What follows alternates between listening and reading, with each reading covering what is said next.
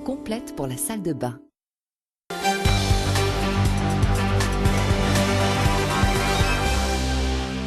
Madame, monsieur, bonsoir, bienvenue dans votre édition locale France 3 Var. Dans l'affaire Colette de Rome, sa belle-sœur a été mise hier soir en examen et incarcérée pour assassinat.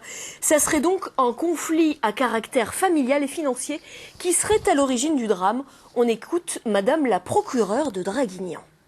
À cause d'un différend familial lié financier et familial, puisqu'elles étaient toutes les deux associées dans une société civile immobilière, au sein de laquelle il y avait quelques finances, pas énormément, mais quelques rentrées d'argent.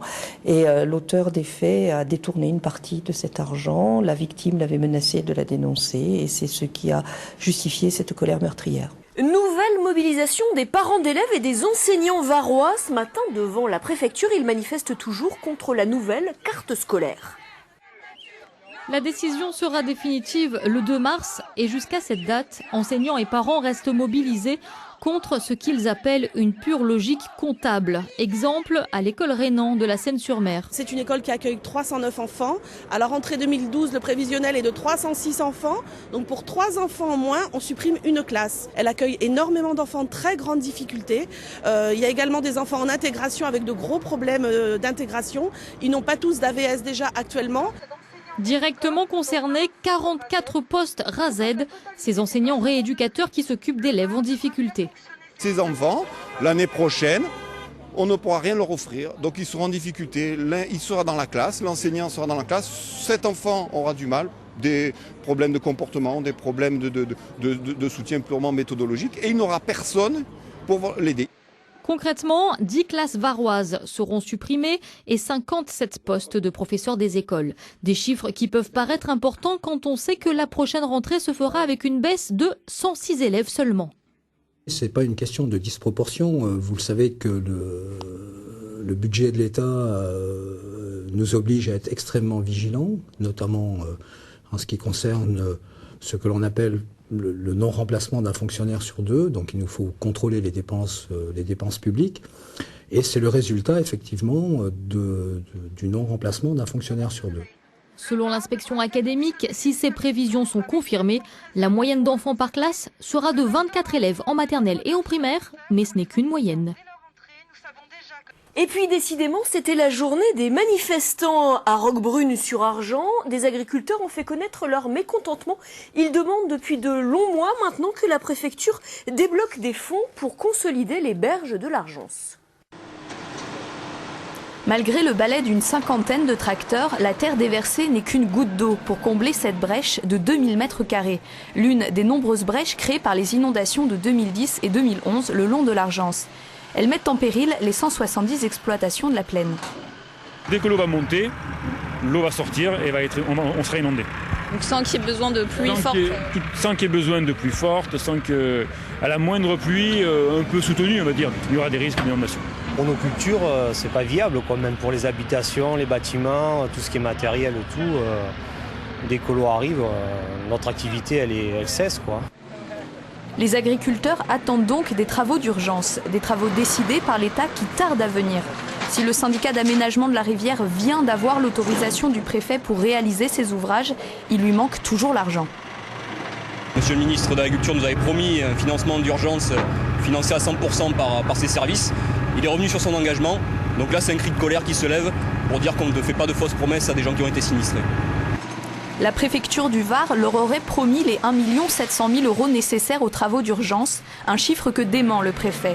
Il affirme d'ailleurs ne pouvoir financer que 40 à 50% des opérations, un soutien d'autant plus notable selon lui que l'État n'est pas responsable du site.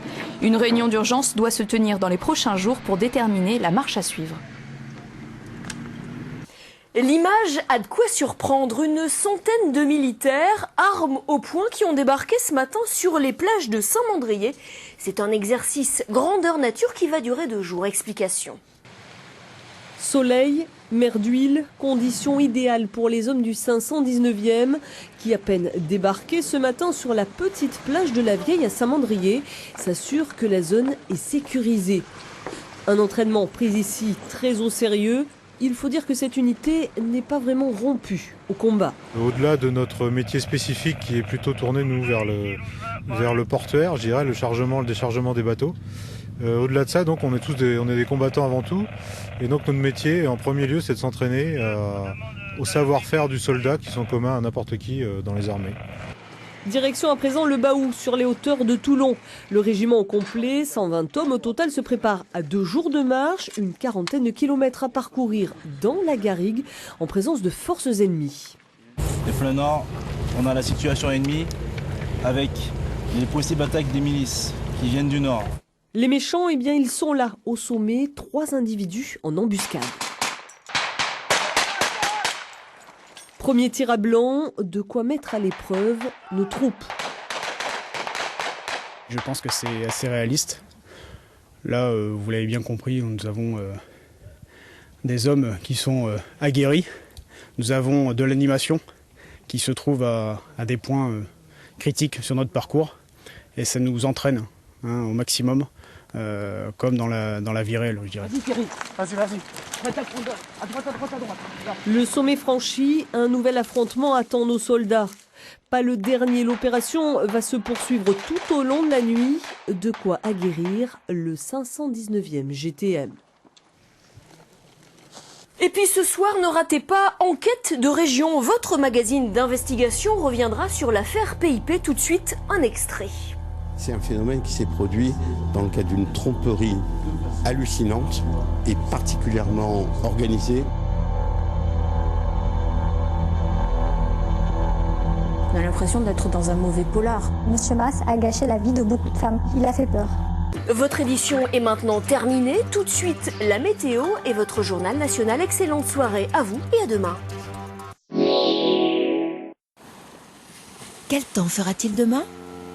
Regardez la météo sur France 3 avec la SNCM.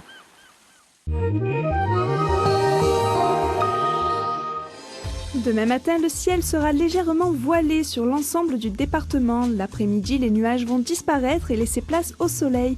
Les températures matinales seront comprises entre -2 et 5 degrés et atteindront 20 degrés au plus chaud de la journée. Bonne soirée à tous.